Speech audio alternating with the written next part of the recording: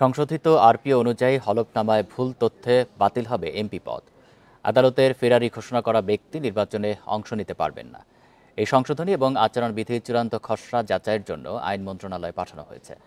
বুধবার এসব কথা জানিয়ে কমিশনার আবুল ফজল সানাউল্লাহ বলেন, ভোটার আর এজেন্ট বিহীন নির্বাচন আর হবে না।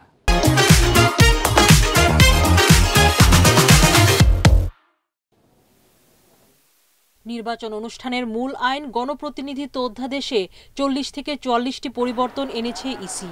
চূড়ান্ত এই খসড়ার সঙ্গে দল ও প্রার্থীদের আচরণবিধিও যাচাইয়ের জন্য পাঠানো হয়েছে আইন মন্ত্রণালয়ে। বুধবার নির্বাচন ভবনে ব্রিফিংয়ে কমিশনার সানাউল্লাহ জানান, একক প্রার্থীর আসনে না ভোট থাকছে। আইনশৃঙ্খলা বাহিনীর সংজ্ঞায় যুক্ত হয়েছে সশস্ত্র বাহিনী। অবস্থা বুঝে ফলাফল স্থগিত করতে পারবে ইসি, যা বাতিল করেছিল আওয়ামী লীগ সরকার। তিনি আইন শৃঙ্খলা রক্ষাকারী বাহিনীকে ডাকবেন, তারা দেখবে, দেখার পরে তারা একটা প্রতিবেদন দিবে, তারা বললে আবার শুরু করবেন বা বন্ধ করবেন।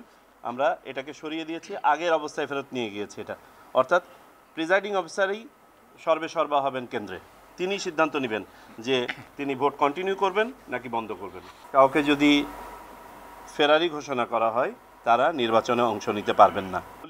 সানাউল্লাহ আরও জানান, দলের নির্বাচনী আয় ব্যয় ওয়েবসাইটে প্রকাশ, প্রতীক বরাদ্দের আগেই মামলার নিষ্পত্তি, অসত্য তথ্য দিলে ভোটের পরেও ব্যবস্থা, মিথ্যা অভিযোগ দিলে মামলা সহ বেশ কিছু প্রস্তাব রয়েছে সংশোধনে। কোনো প্রার্থী তার হলফনামায় কোনো মিথ্যা তথ্য দিয়ে থাকেন বা এটা যদি প্রতীয়মান হয় নির্বাচন কমিশনের কাছে স্বপ্রণোদিতভাবে বা কোনো প্রতিবেদনের ভিত্তিতে বা রিপোর্টের ভিত্তিতে, তাহলে নির্বাচন কমিশন সেটা তদন্ত করে ব্যবস্থা নিতে পারবে এবং যে অফিসের জন্য তিনি নির্বাচিত হচ্ছেন, অর্থাৎ 5 বছর সময়কালের মধ্যে যে কোনো সময় সংশ্লিষ্ট ব্যক্তিকে রিকল করা যাবে, এমনকি তার প্রার্থিতাও চলে যাবে। সংশোধিত আরপিওতে প্রার্থীর জামানত 20 থেকে বাড়িয়ে 50,000 টাকা করা হয়েছে। জোটবদ্ধভাবে অংশ নিলেও দলগুলোকে নির্বাচন করতে হবে নিজস্ব প্রতীকে। সুলতানা জাহান মিতু, ইন্ডিপেন্ডেন্ট নিউজ, ঢাকা।